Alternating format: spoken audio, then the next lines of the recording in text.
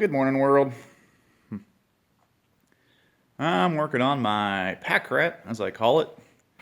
It's also known as my homemade backhoe.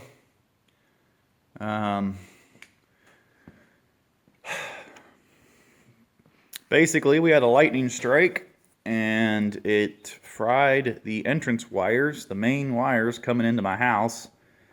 There's the underground triplex wires from the meter to my breaker box. So I went to get out my backhoe here and get it started, and well, my switches are all rusted and they don't make contact anymore. And the cowls apparently knocked the exhaust off, and apparently the carburetor needs cleaned because it's running gas out everywhere, and the thing basically won't run. I don't know, it just needs a bunch of TLC. And the other thing that happened is this pump broke, but I don't have a replacement pump right now, so I can't do anything about it. But the threads are snapped on that bolt. So yeah, I was just going to put in a new bolt, but I can't. It's just dangling there. So it's dripping. So yeah, this thing needs some major TLC. But anyway, I'm going to work on it for a little while, and then we'll go down and see if we can dig myself a trench and get my new electrical wires put in. One nice thing about these carburetors is the jet is just behind this plug right here. So I popped it out. It's got a little corrosion on it, but as you can see through it, so it's working. But shine that up a little bit, and then I don't think I'm going to take the carburetor itself apart. I took out the drain plug, and it looks pretty nice in there, all in all. There you go. So shot a little carb cleaner through it, and nothing big chunks or anything came out, so I think we're good on that. Inside shouldn't be too bad anyway. I'm not worried about getting all the grease and oil off the outside of the thing. It's probably sealing it up and keeping it from leaking air, right? So yeah, I'm just going to clean that jet, stick it back in there, put her back on the vehicle. Carburetor is back on, and now I need to tackle the exhaust. I actually welded this years ago because these threads were stripped out, and I cannot get this nipple out of this manifold. So I think I'm going to just take the grinder to it, make it all fancy, set the exhaust back on here, and try to weld it again. So I'll just bring it back when I have that done. Okay, the exhaust is on. Oh, even though I ground that thing, this nipple here, shiny, man, I still got a lot of rust and porosity that came up with that. So it's on there anyway. Feels pretty sturdy. Okay. So I tried getting the air cleaner bowl off, and that thing seems to have rusted on. I just have a feeling it's full of water. So I'll go grab a brass hammer and see if we can get that off of there.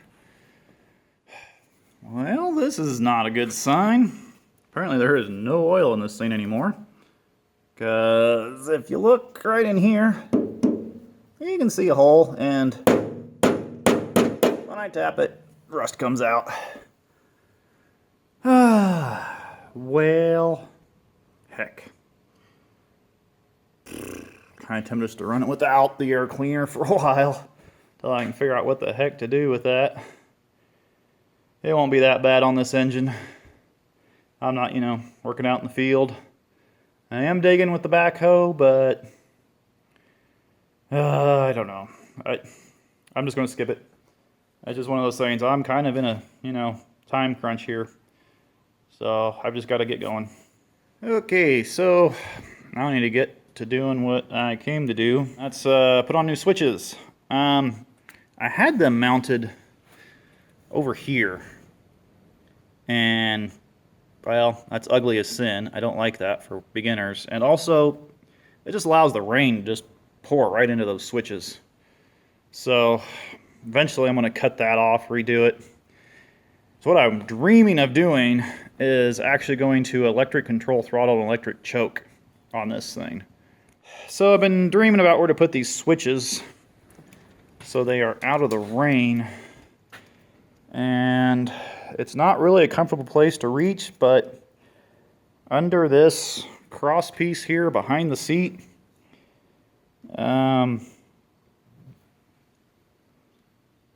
is out of the rain. You know, most of the rain won't drip on it. It'll be pretty easy to wire up, so I think I'm going to put them there. I haven't put the gas back in the tank yet, but I need to do that because I got to finish greasing the backhoe, and I can't get to this pivot grease zerk back here unless the thing is turned clear to the right. So I think I'm ready. I tried out the switches. Oh, that's what I was getting ready to show you. Yeah. Switches work. Even pretended to try to start. Cool. So yeah, ready to dump the gas in. I'll see if she starts. Turn the backhoe, finish greasing it. We'll go down and start digging ditches. Okay, gas is in it. We are choked. And be stupid and stand beside it. Make sure it's in neutral. Yep, she's in neutral. Okay. See if we'll go through the garage door here when I start it.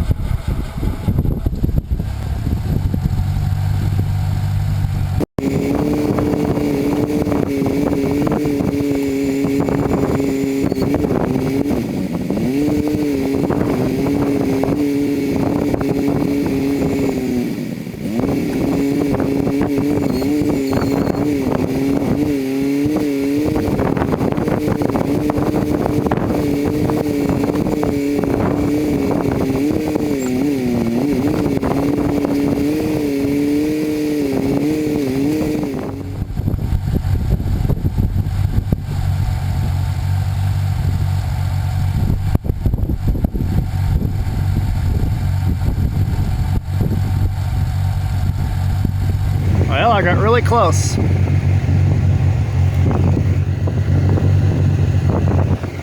Got a different angle here. There's the electric line. See my trench? I'm close. That's pretty good. Quite a ways underground. Found Mr. Toad. Get out of there, big guy. Sorry, you're going to bury back in again. This line that I'm digging up is disconnected because I've got the house going through the new triplex I'm going to put in for now. So what I'm doing, just digging the side where I think the wire is, and then taking the trowel and just knocking off the loose stuff.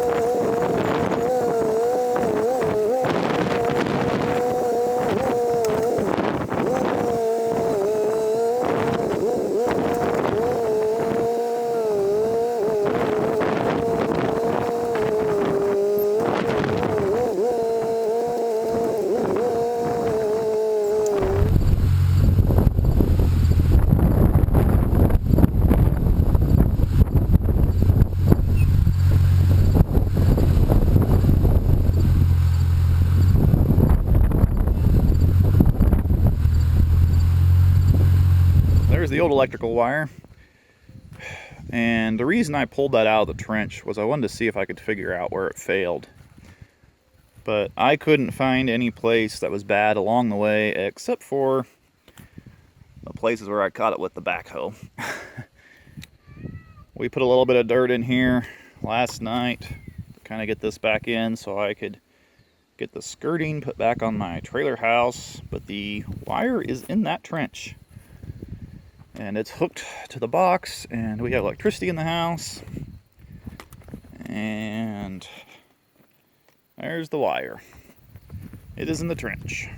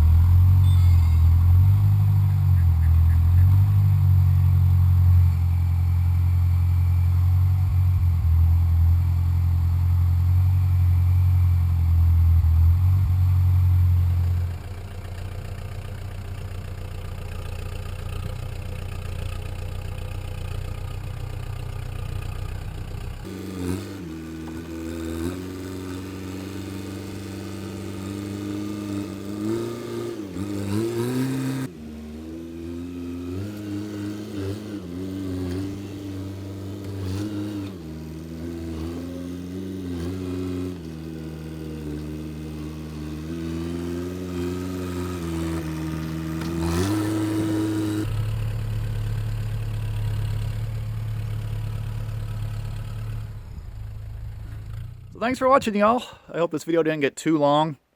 I had a real difficult time with this setup, trying to figure out what to leave in and what to not leave in. So I just wanted to show you that the homemade backhoe does indeed work. And I do use it occasionally. I guess that's all I have to say. So, hope you liked the video. Thanks for watching, y'all. We'll see you later.